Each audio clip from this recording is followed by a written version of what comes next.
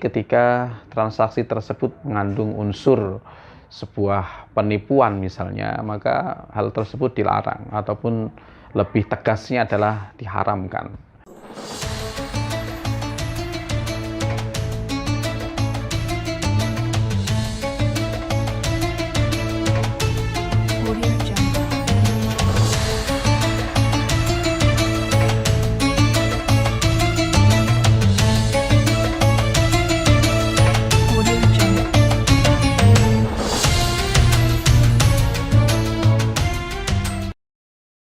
Bismillahirrahmanirrahim. Assalamualaikum warahmatullahi wabarakatuh. Bismillah, alhamdulillah, wassalatu wassalamu ala rasulillah wa ala alihi wa sahbihi wa mawala, amma ba'dah.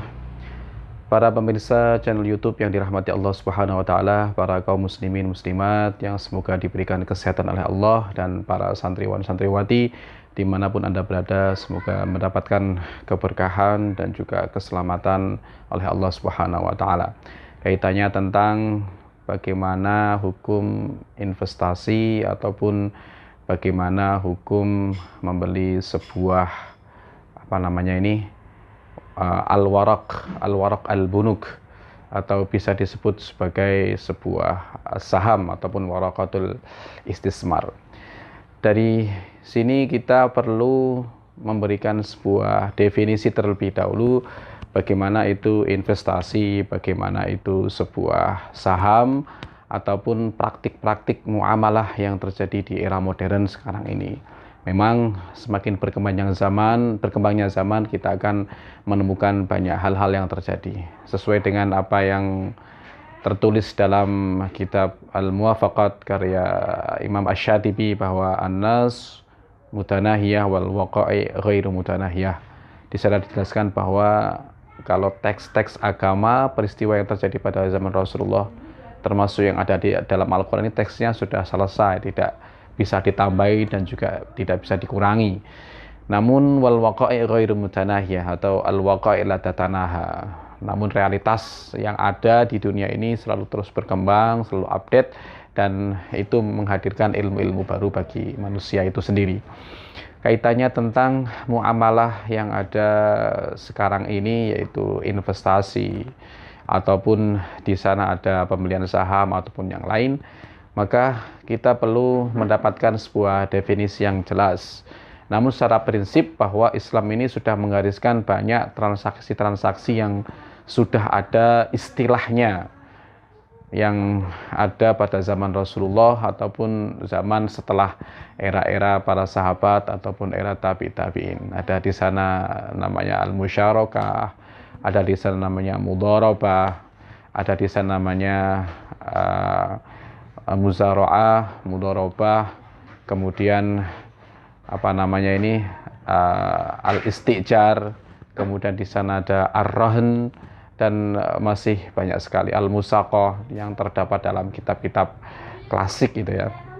Nah, kaitannya tentang jual beli, pada prinsipnya jual beli yang diperbolehkan ini, kalau dalam hadis Rasulullah, man ghasya falaysa minna, yang pasti ketika transaksi tersebut mengandung unsur sebuah penipuan misalnya, maka hal tersebut dilarang ataupun lebih tegasnya adalah diharamkan.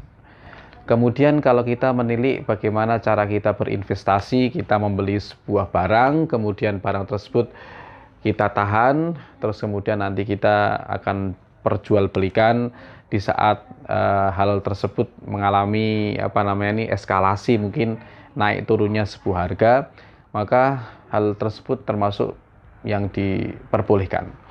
Oleh karena itu, hal ini termasuk dalam akad, bisa jadi musyarakah misalnya. Kita berinvestasi dalam sebuah link misalnya, atau dalam sebuah usaha, kemudian hasilnya dibagi merata sesuai dengan kesepakatan yang ada. Ataupun akad mudharabah atau akad murabahah. Hal ini sudah ada pada zaman sebelum masa modern sekarang ini dengan istilah-istilah yang lebih islami. Ketika hal tersebut tidak mengandung riba, maka hal tersebut diperbolehkan. Dan seperti yang saya sampaikan di awal tadi, bahwa ketika hal tersebut tidak ada hal untuk menipu orang lain menurut falaysa minnah, maka hal tersebut termasuk perbuatan yang dihalalkan. Jadi prinsipnya dalam jual beli, prinsipnya dalam transaksi adalah adanya sebuah barang tersebut halal pastinya ya. Ketika kita melihat trading ataupun saham, ini kita pilih saham yang halal pastinya, ataupun produk-produk dengan transaksi yang halal. Kemudian yang kedua adalah tidak adanya sebuah gambling gitu ya, ataupun di sini lebih kepada menipu orang lain, misalnya menipu orang lain dengan catatan akan merugikan orang lain ataupun sengaja merugikan orang lain, maka tersebut sangat dilarang dalam Islam. Kemudian yang ketiga adalah adanya transparansi. Ini yang penting. Karena apa? Transparansi ini akan menentukan sebuah hukum yang ada. Ketika kita memberikan investasi modal misalnya, terus kemudian sudah diketahui oleh pihak mana yang akan kita berikan investasi, kemudian tertulis di sana sebuah peraturan-peraturan yang ada tentang untung dan ruginya, terus kemudian bagi hasilnya, profitnya, maka kita akan mengetahui bahwa hal ini sangat penting untuk keberlangsungan sebuah investasi tadi. Ketika tanpa adanya transparansi, terus kemudian di kemudian hari ada yang dirugikan, lah inilah yang diharamkan dalam Islam, karena tidak adanya keterbukaan dalam sistem ini, seperti itu. Oleh karena itu, banyak ulama, termasuk Syekh Ali Jum'ah, fatwa mufti ya, Mufti Dayyar Kitab Al-Misriyah, di sana dikatakan bahwa investasi termasuk saham ini diperbolehkan. Kemudian dalam fatwa lain dari ulama-ulama kibar Masyayikh Al-Azhar, seperti di sini ini dari karya kitab Atiyah Syekh Atiyah Saqar dalam Min Ahsanil Kalam fi Fatawa wal Ahkam, diperbolehkan juga tentang investasi dengan akad musyarakah. Namun perlu dicatat bahwa hal ini nanti akan menyebabkan wajibnya zakat. Dengan keuntungan yang ada, dengan kalkulasi yang sudah ditentukan, dengan keuntungan dan juga modal, maka efek dari bisnis itu tadi nanti akan dimasukkan dalam kategori zakat harta yang wajib dizakati, yaitu usaha, termasuk 2,5%. Itu saja mungkin penjelasan singkat, semoga bermanfaat. Wal afu minkum, ihdinas siratal mustaqim. Wassalamualaikum warahmatullahi wabarakatuh.